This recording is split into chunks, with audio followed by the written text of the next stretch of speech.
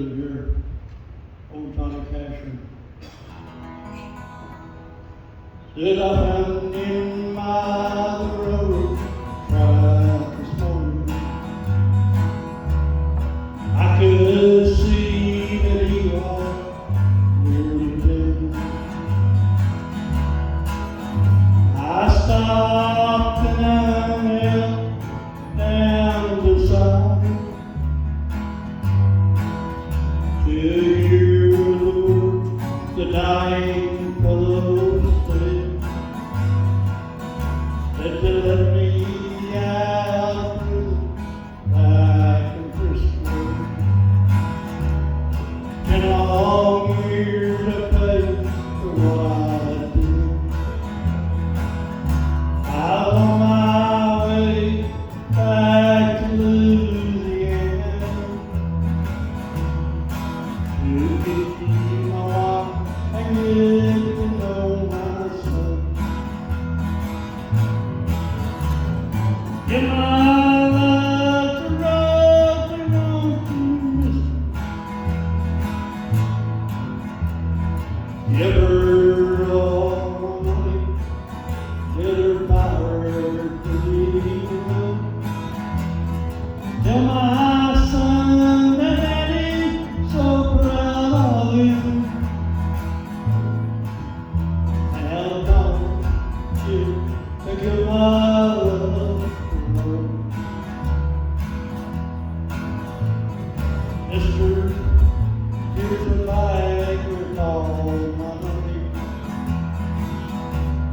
It won't last long the way it goes.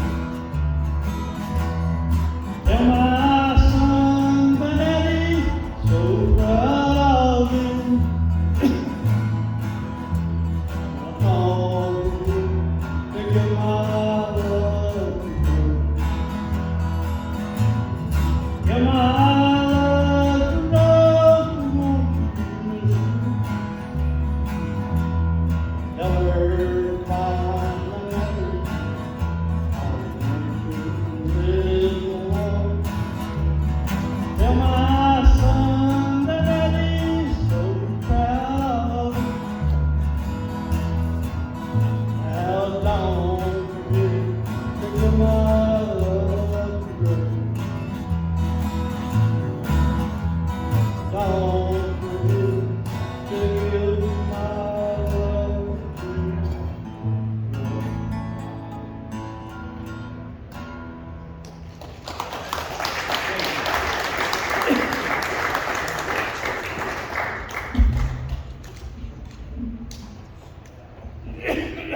Man, it's always a great pleasure to be here. Some good music here, guys. I really appreciate it.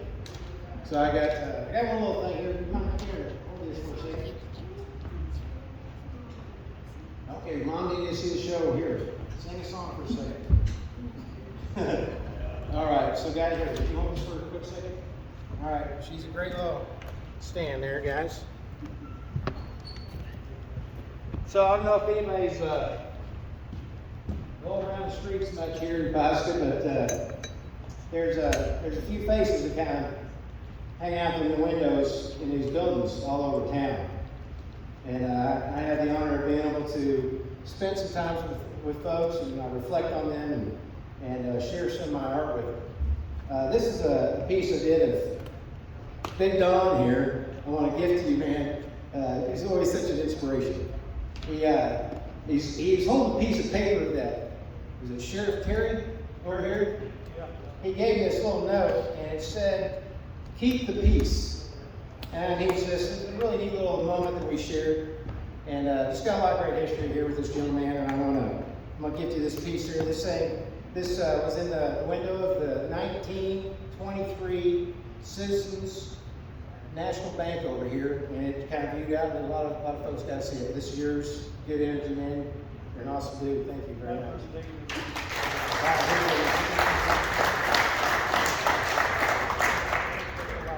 All right, guys. Thank you very much. All right, so the next guy I'm going to bring up here, I'm going to give you just a brief intro here. So I've been working with doing some stuff here in Austin. That's it.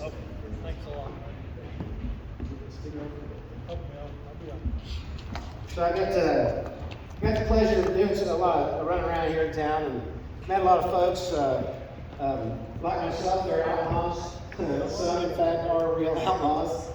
And the next gentleman here, we're developing doing some publishing, and we're working on a nice little book. And the next gentleman's name is Bill Wade. Come on out here, Bill. He's a local treasure hunter, rock hound, just a great storyteller. That's where we're kind of going in and talking about is stories. And we've got a little book we've been working on called Hidden Treasures of Osage County. This man has had a lot of great adventures with that. And today, we were out at the Bollinger Mansion up north, just south of Elgin here. And there's a couple little stories here. There's a couple little stories here that are illustrated in this book. I want to kind of tell you about, but any of those folks who were out there today and saw the beauty of this country and everything, just let you know that this country was overrun with outlaws at one time. The Daltons, the James, and many more. So there's a lot of really interesting things that's happening out here in this county. And especially over there in that Bollinger area, he's got a couple little nuggets here. So I want to introduce you again to Mr. Bill Wade. Please give him a round of applause.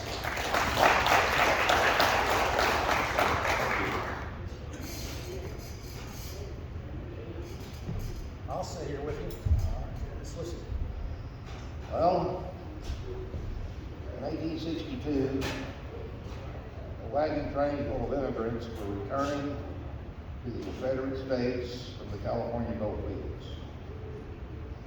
They turned off of the Santa Fe Trail to take a central route through the northern edge of Oklahoma.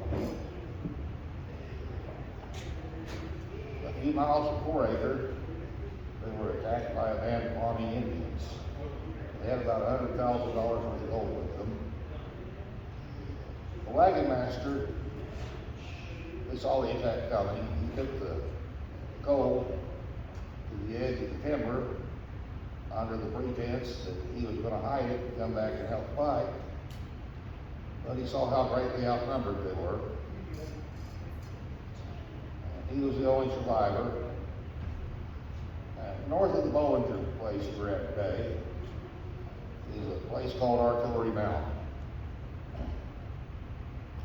Now, he was hilltopping, looking back, and saw that this was into the next day. He saw a band of Indians pursuing him. They figured out that he'd gotten away. He hid a musket in the hollow of a tree to mark the right hill. And so many paces from there, he buried the gold. Now, Arthur H. Lamb documented this back in the early 1920s when he interviewed Joe Bollinger, and he interviewed some Pawnee elders who remembered their side of the story. Joe Bollinger claimed to the man who returned, let's get back to the wagon master with the gold. He returned home. Before he died that winter from an illness, he detailed an account of what he'd done to his wife. He had a 6-year-old son. In the 1880s, the son showed up at the Joe Bollinger farm. Joe claimed to remember the musket and other markers because he cleared the land himself. This was in the 1880s. The son spent several days searching and digging, and he never found anything. And left Joe Bollinger contact information in case it was found. The young man ended up returning home, and the actual musket wasn't found until 1961.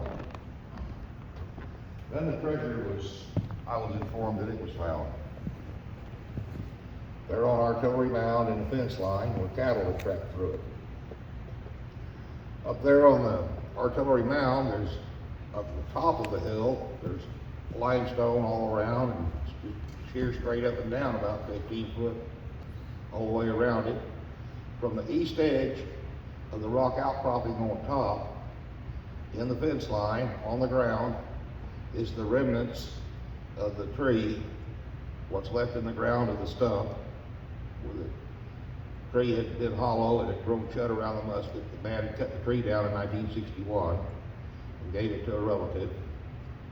That man went on to find the gold, they told me. And then he passed away at 68. All that money's done been spent. But here's a whole wagon train full of people who lost their lives. A man who traveled home, fell ill that winter and died, had a 6-year-old son who grew to be a man and came back looking for him. And it was found in the 60s. And that musket, isn't that musket still around here somewhere? Yeah, a man that lives on the north side of the river has it. It was his uncle that found it. So that musket's still out there. It's Yeah. not even in a museum or anything right now, but it's part of this. It's in a man's private home. And the man's in his 70s. It's great. Well, Was that your Bollingers? that's pretty much the gist of that one. Hold this. I got to show them a mystery. Oh yeah, he's got mysteries. The mystery is, why would a grown man do this? So, you figure it out. Oh my gosh. Oh my gosh. Kennedy, did you see that? Kennedy, did you see that? That's the Do you guys mystery. realize when you watch, that was real magic. Did you see that? Right, I knew it. wanna You believe see- it, right? You want to see another? Say yes. Oh my. Oh. This is hard. Thank you. Yeah. Well, what else you need? Well, is that all the little quickie stories? You got one more? Oh, Elgin, Kansas is north of there. Yeah. Did anybody Well, ride up to you know- Elgin today? It's quite a ways. Well, yeah, right. We went to Bollinger, and it was like 5 miles up to Elgin, I think. Well, if you go to Bollinger and you come up the hill and you make the first turn to the west, you make the second turn to the north. As you make the third turn back to the west, there's a set of cattle pens and a gate next to it. And that hill you're looking north at is Artillery Mound. Last time I was there at that gate, I leaned up against it. I was showing a friend. And about a 4-foot long velvet-tailed rattlesnake comes crawling out there right next to us into the road. So it's kind of sketchy if you want to go treasure hunting up there. You gotta watch it. Wear some snake boots if you do some treasure hunting. I'm gonna give him a pair, I It's think. about a 4-footer. It's about as big around as a tennis ball. Elgin, Kansas. The Al Spencer gang robbed the bank there once. Way before that, 2 men showed up in town one day on horseback. One of them had a bucket, like a milk pail. They went into the bank in Elgin. They robbed it. They got about $3,000 in gold and silver and paper currency. As they were trying to get out of town, one man was shot dead off of his horse. Another man, his horse was shot from under him, and he had the bucket, and he caught a bullet, but he made it to the tree line, down to the Caney River to the south, right about where Buck Creek feeds into it. He got across the river and disappeared, and the posse couldn't find him. Next day in Elgin, Kansas, a man from the Oklahoma side, an Osage Indian, come into town that had a farm there. Said there was a dead man in his barn. The bullet wounds, you know, the man had bled out over the night. They never found the money, or if someone did, they kept quiet about it. On the base of the hill, just to the east of Bollinger, there's a grave. It's supposed to be marked with a bent axle rod. They never figured out who he was, but he was a stranger coming into town, and the school teacher was involved, and a minister was involved, and another man was involved. Here comes this stranger, and he had a lot of money on him. And they was kind of leery of strangers. There'd been a lot of robberies in the region.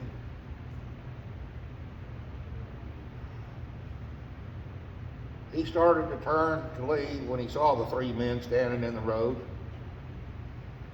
I guess a welcoming committee. And the school teacher fired a warning shot in the air, and the man returned fire, so the school teacher killed him. He had a bunch of gold and silver coins. He's buried there. His grave's marked with that axle-rod. Bobby Bollinger, I don't know if he's still alive or not, told me this. He said nobody's ever dug that grave up, but the money's supposed to be right there, buried by that axle-rod. I don't know. I never went looking for that one. Yeah, that's not good. No, it's got bad medicine to it. Yes, that's right. They thought since he had a lot of money, surely he'd robbed someone. There was no robberies reported at the time within miles and miles, so he may have just been a wealthy traveler. No identification on him, and he's buried in a grave marked with an axle-rod. And if you've ever been to the Bollinger Cemetery up at the top of the hill to the north, there's 7 or 8 graves up there that are marked unknown. I guess they find a skeleton out in the woods and give it a decent funeral. It's buried. Yeah. All right. Let me tell you what happened though the other night. What happened the other night? The wife and I was sitting at the supper table, eating our supper, and I got to thinking, I'm a deep thinker. I said, hon, if I die before you do, would you remarry? She says, no, probably not. I said, what would you do? She said, I'd probably move in with my sister. So I went back to eating, and here after a couple of minutes, she asked me if she died first, would I remarry? I thought for a second. I said, no, I'll probably just move in with your sister. Can I get a round of applause for Bill Wade? That's good, that's good. Thank you. You good? No, I'll get on about third one. About the third? Yeah. Yeah. Got it. Yeah. All right, guys. Thank you, Bill. Really appreciate you. When you find that gold, we need some donations. Yeah. All right, so the next guy here I want to bring up here is, I always refer to him as Don the Singing Saddle Maker. He is, he's a local craftsman. He does a lot of leather work. In fact, old Rooster Cockburn back here has got him a brand new fancied up belt and all kinds of stuff. I'm sure he'll show you. But Mr. Don here sat there, did that leather work. But he came into town a few years ago. We met up and got him a little place to hang out and work on his saddle making skills. And along the way, we just discovered this love for entertaining and sharing this stuff. And Don has been #1 there at every little live show we've ever done. He's always there. And he has recently brought in this beautiful hummingbird Gibson that he's been playing on. But Don has he's a great dude. He's got a shop here in town. I highly recommend come down here and visit with him, and he'll probably sing you a song. So, Don, you got a little something for us tonight? Yeah, look at you, Mike. Yeah. Well, this is a very well-known old song. I was contemplating maybe singing another one, but it was asked for, but the person I think that wanted it didn't show up. So I'm going to do some, the Red River Valley here, and the Red River runs right through Oklahoma. So we're going to sing about that. You see, all of a sudden the beginning of that song escaped me. I hate it, and I sang it already. Well, I'll sing the other one. The other night, dear, as I lay sleeping, I dreamed I held you in my arms. When I awoke, dear, I was mistaken. So I hung my head and I cried. You are my sunshine, my only sunshine. You make me happy when skies are gray. You'll never know, dear, how much I love you. Please don't take my sunshine away. You told me once, dear, you'd always love me, and that no one could come between. But now you left me, you love another. You have shattered all my dreams.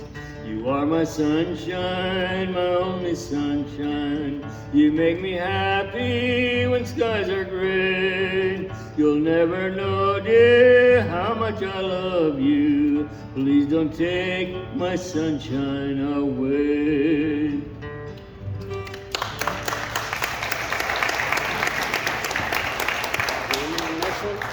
I had an old friend in Idaho where he was working on a ranch there, and it was a very small town and not a lot of entertainment available.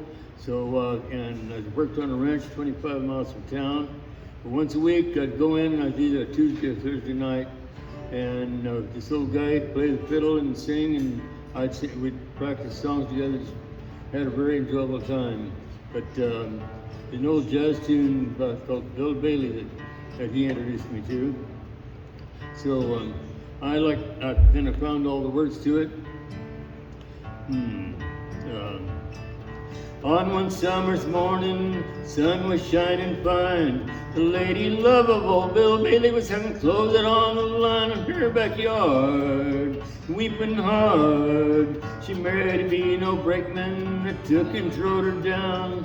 That run like a prune-fed calf with a big gang gathered round into that crowd. She cried out loud, "Oh, won't you come home, Bill Bailey? Won't you come home?" She sobbed the whole day long. "I'll do the cooking, honey, I'll pay the rent. I knows I done you wrong. I remember that rainy evening I throwed you out with nothing but a fine-tooth comb. I know it's plain, and ain't I ashamed? Bill Bailey, won't you please come home?"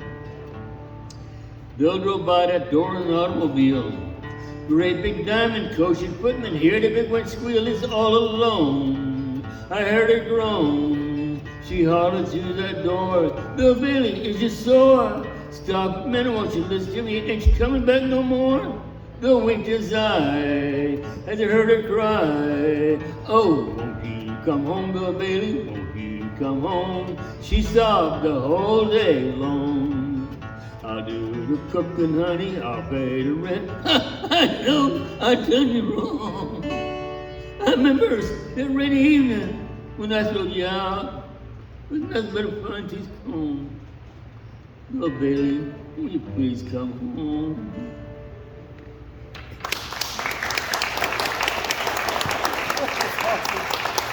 Good job, that's good job. Now, Good job. I'm really sorry to see the crowd left, but for those brave people that stayed on, maybe you'll sing a song with me, and I know you know it. It's Amazing Grace. Amazing grace, how sweet the sound that saved a wretch like me. I once was lost, but now am found. Was blind, but now I see.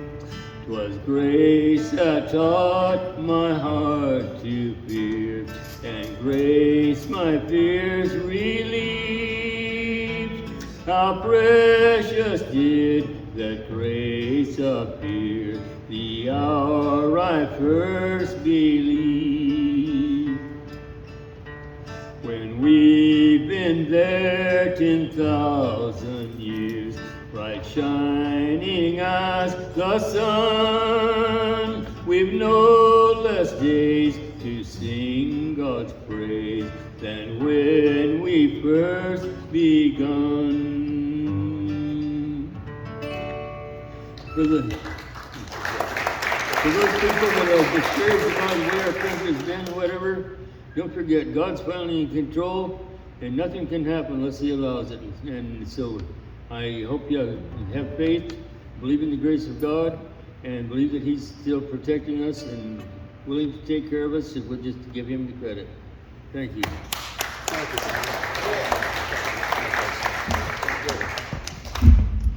Well, that was pretty awesome stuff, man. So good. We have a lot of talent here, a lot of interesting things. Come on up here. I got the next guy here. His name is Dean Campbell.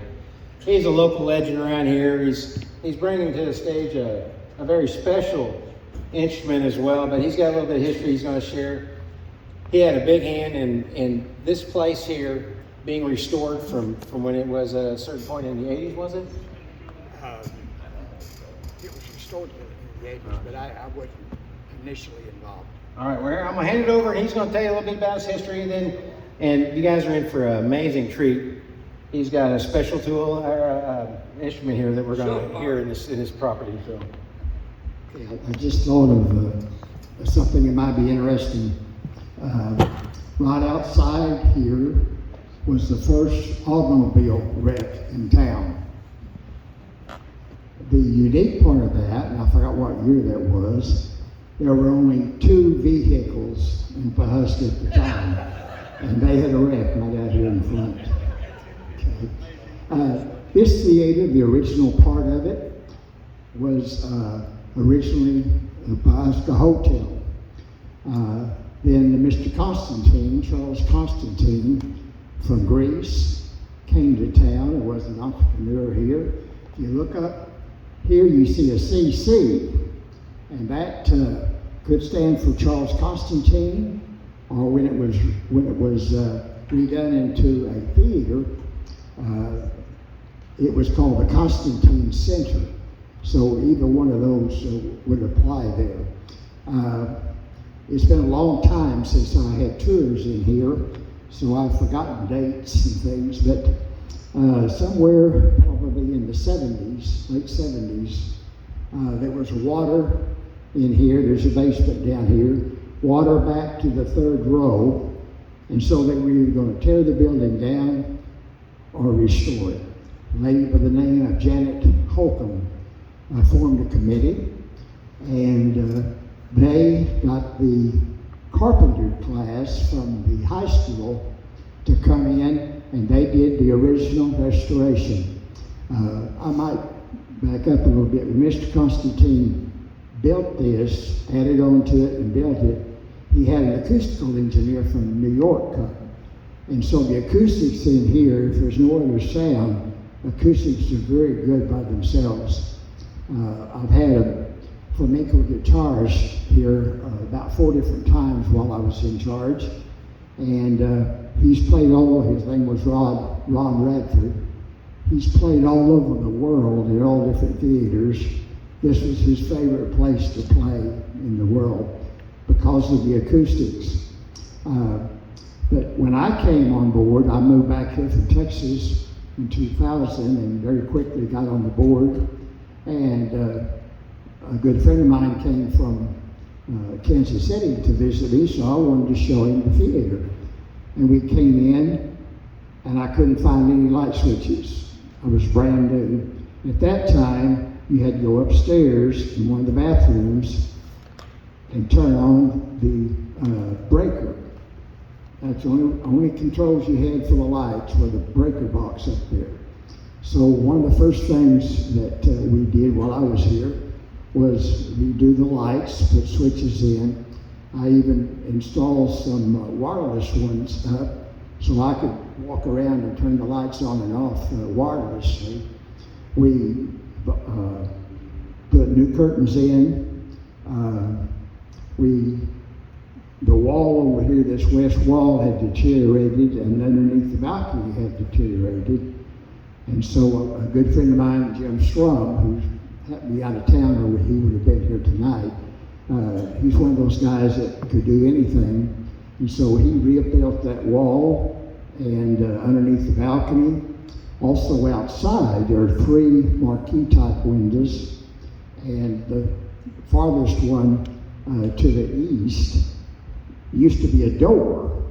And so that was a little shop out there separate.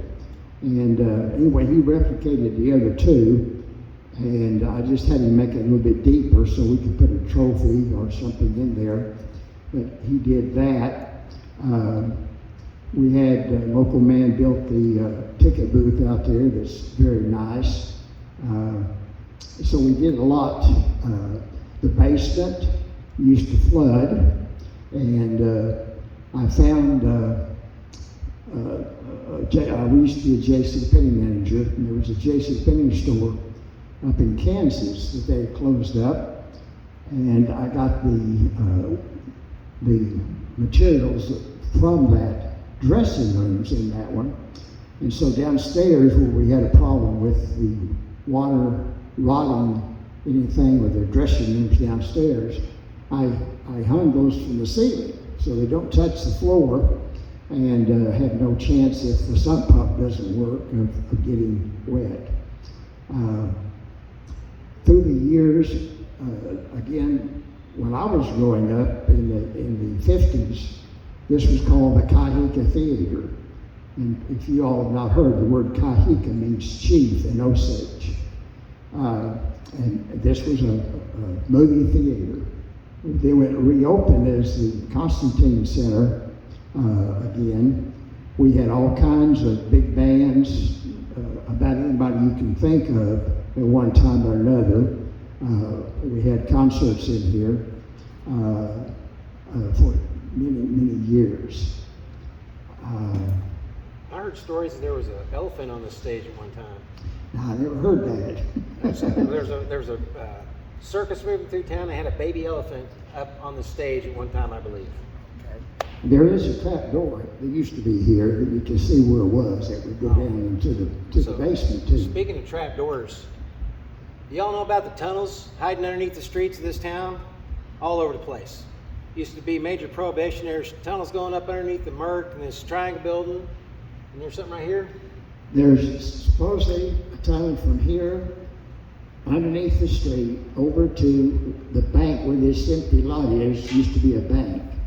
And I wasn't for sure that was true until I talked to a friend of mine named Ronnie Stewart, whose relatives owned the bank. He said, yeah, I used to play underneath the street all the time. So there was always water in there, and I would have my boots on, but I would play. So Mr. Constantine had a way to get his money to the bank without getting outside. One of the stories we used to tell during the renovation, the electricity was cut off while they were working on it, but there's one light that stayed on upstairs. That was Mr. Constantine's office for his other businesses in town. And among many ghost stories, if you put the Constantine in, the internet will tell you all kinds of ghost stories about this place. Google it. But anyway, that one light stayed on, and what they discovered was Mr. Constantine was pretty thrifty, and the story goes anyway that he was borrowing electricity from his next door neighbor for his office over there. So that's about it as far as Constantine. Right. Let's talk about this here. This shofar is from Israel. It's what the Bible calls a trumpet. And I was just telling Scott, I'm supposed to be in Israel right now, but the trip got postponed, and hopefully I'll get to go next year. I was there a few years ago. But why do you go? This is, this time, it's the tour group is called Concert Tours. And we give concerts. The last time I went, it was the Singing Churchman of Oklahoma and Singing Churchwomen of Oklahoma. And we spent most all day, every day giving concerts. Different churches, schools, public events, that type of thing. Professional singer. Travels all over the country. You're supposed to be singing in Israel? Yeah, we're supposed to be in Israel. There are about 300 signed up to go to Israel this time. And we do a little bit of sightseeing this time more than the last time. But anyway, Scott wanted me to play the shofar. Yeah, I'll tell you what. So before we blow that thing, guys, so you know this gentleman here is all over the place doing these great things, singing and praising the Lord here. And he's while in his travels, he comes across this shofar. Shofar. It's a beauty, guys. What does this come off of? A ram sometime. Some kind of ram. You see this, kiddos? Look at that thing. This is awesome. But supposedly this is in the angels. You blew the horn, the bugle, the trumpet. This is it. This is what they played, was this horn.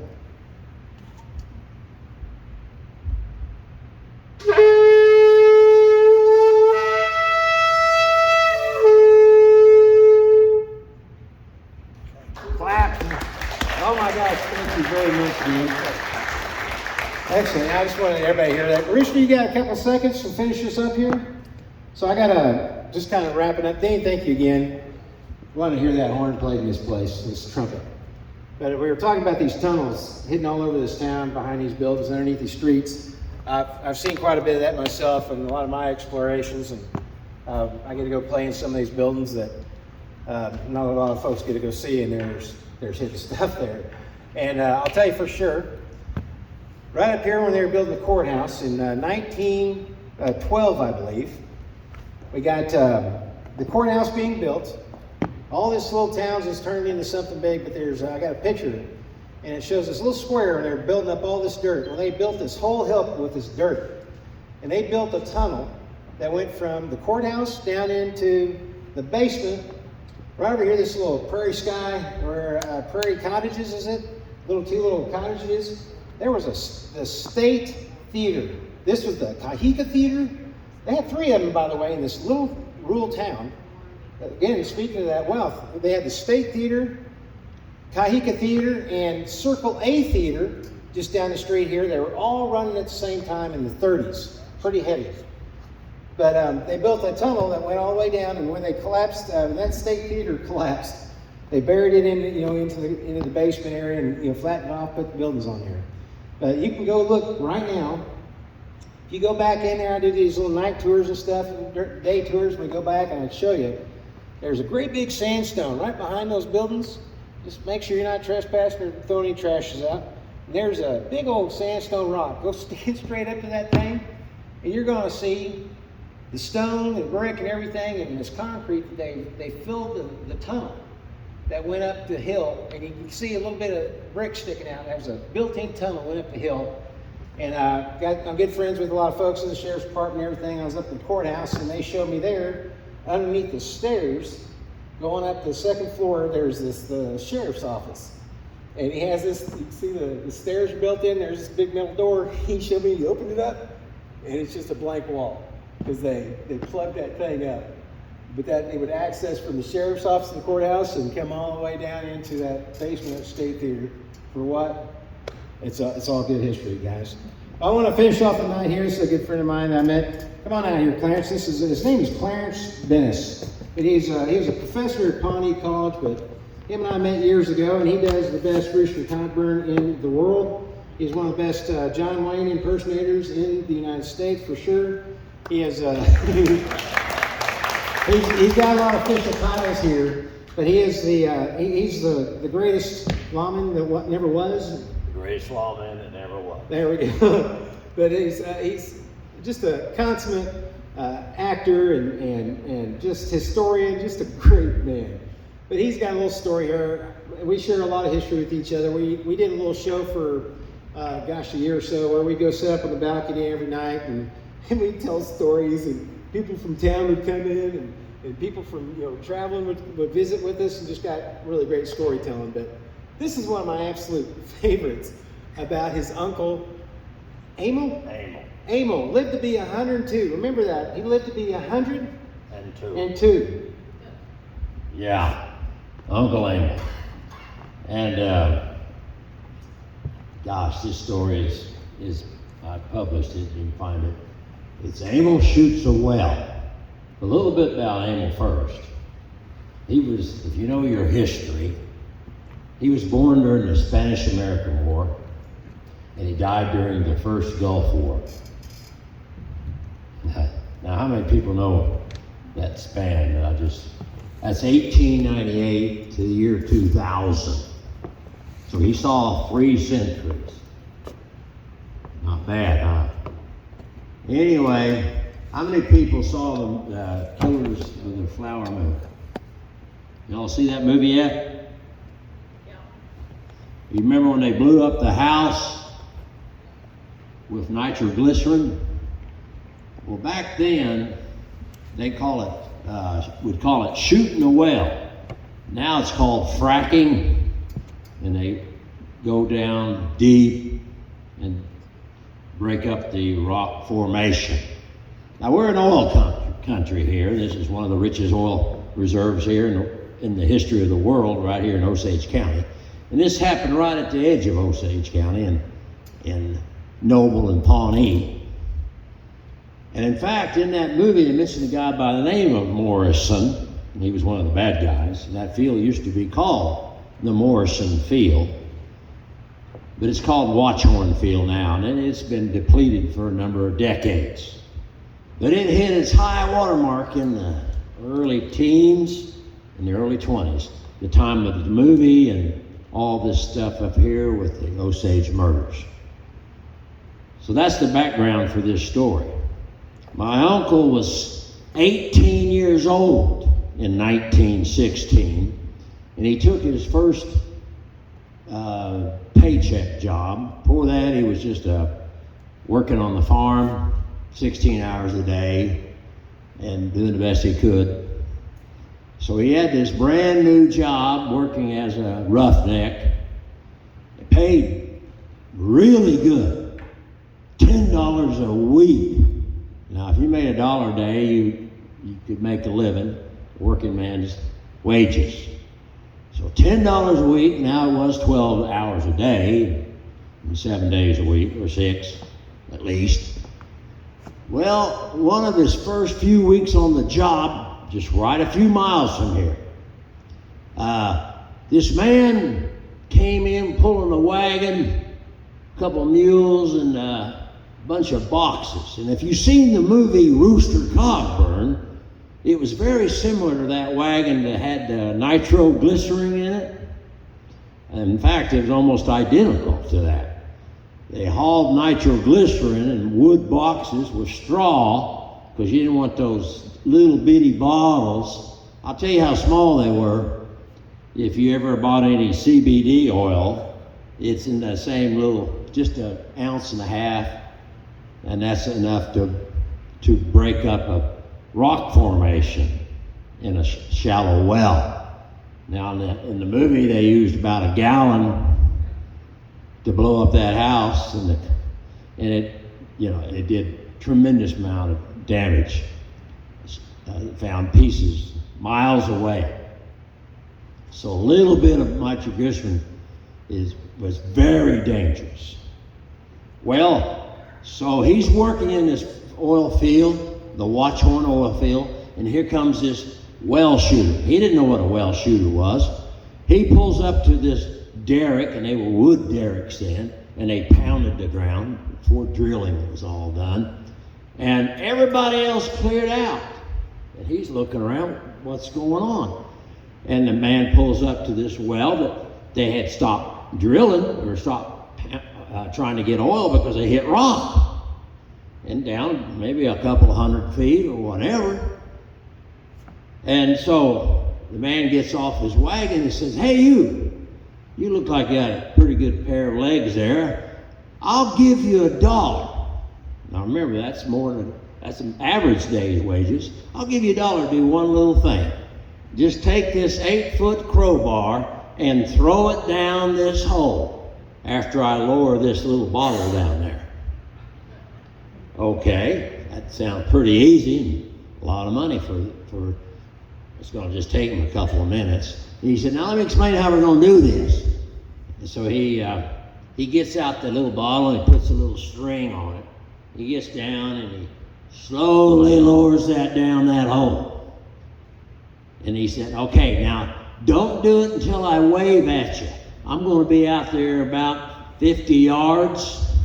Everybody else was already out there 100 yards away. Now when I wave at you, you throw that down as hard as you can down that well and run as fast as you can right toward me. Okay?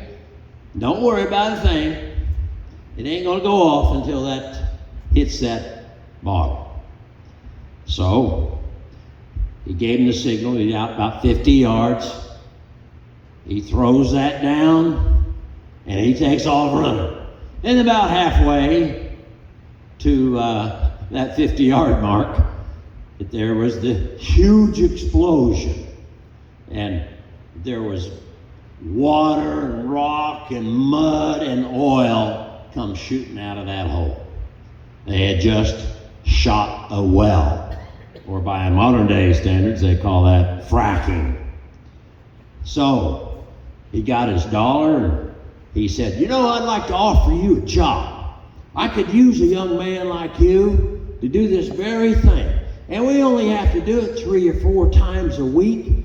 And most of the time we're just moving between jobs. And I'll pay you, wait for this, I'll pay you $25 a week. Well, that's 2.5 times what he was making. And he said, and this is all I have to do, about 3 times a week? Yeah. He said, well, that's a pretty good offer. But I farm in my part-time. And actually, he was the head of household, taking care of his younger brothers and sisters. And I farm when I'm not working in the oil field. Man worked 20 hours a day, practically, it seemed like. And he was still cutting wood when he was 100. But that's another story. He said, no, I better not. I live nearby, and like I said, I'm taking care of family. But he said, well, if you change your mind, just put the word out in the oil field, and they'll get back to me, and we can hook up, and you can join me. He said, all right. So the man loaded up his stuff, his crowbar, which it went into the ground about 3-4 foot, out there about 50 yards, and took off. He got about a quarter mile. He was crossing a little rickety bridge. And well, if you watch the Rooster Cogburn movie, you know what happens when you shoot a rifle at a box of nitroglycerin. There was a huge explosion. It knocked a man and his horse who were plowing a field a quarter mile away. I mean, this rocked the area.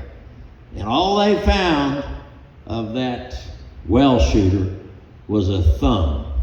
And they found a piece of mule to bury. Now, of course, I would have never known my uncle if he had taken that job. If instead he lived to be 100. But that ain't the end of the story. See, that was 1960. Well, in 2016, we were fracking here in Oklahoma. We were the earthquake capital of the world, averaging around 2,400 earthquakes a year until they quit fracking. We had so many earthquakes at the college, we'd have them during the day, and I said, okay, I'm writing, that's a 5.3. We'd write it on the board, and everybody would guess. And somebody would always be right. And it was yours truly more often than not. But anyway, that's how frequent they were. We got so where we could just, that's a 2.3. No, that's 2.4. Our guesses were so close because we had them every single day. Well, in 2016, we had the big one. It was a 5.9. And it about knocked down, it did knock down several buildings, but did a lot of damage in Pawnee, Oklahoma. And if you Google this, Pawnee earthquake, you'll see the corner building and the big old rock buildings. Stones were 18 inches by 10 inches thick. They were all off onto the street and all the sidewalks. And anyway, they say that's the epicenter. It's just the nearest town. You could go on Google Earth and you could go on the earthquake sites and say, what's the exact longitude and latitude of that 5.9 Pawnee earthquake? It's 6 miles north of where I live right now, and it's right in the middle of the old Watchhorn oil field. So my uncle helped shoot a well that 100 years later could have caused the 5.9 earthquake of Pawnee, Oklahoma's largest earthquake to date. And that's my story, and I'm sticking to it. I ain't John either. Thank you, guys. Hey, that's amazing. Tomorrow is it? You guys are heading over to Pawnee on this this freewheel deal, is that correct? So Clarence is actually, he's from Pawnee, he's a Pawnee instructor there, but he's also the Buffalo Feeder that you guys is going to be doing some experience with. He started that. He bought that thing, he named it, that was his foundation. He recently gifted it to these folks who are running it now, but he's a constant character there in Pawnee. That's where we first met, and he's over here at, what is it, restaurant a lot. Buffalo Joe. No, in Pawnee. Oh, Clicks. Clicks. Yeah. Clicks. You see him in Clicks often. Don, thank you again, my friend. Guys, that's kind of the wrap up for the show. Thank you for coming out tonight. Another big round of applause. Keep clapping for these folks here that came in and dedicated their time and energy for us tonight. Thank you, guys. Well, I tell you what, enjoy your ride. Be careful out there and just be safe. Watch the cars. So, thank you and have a good night, guys. Safe travels.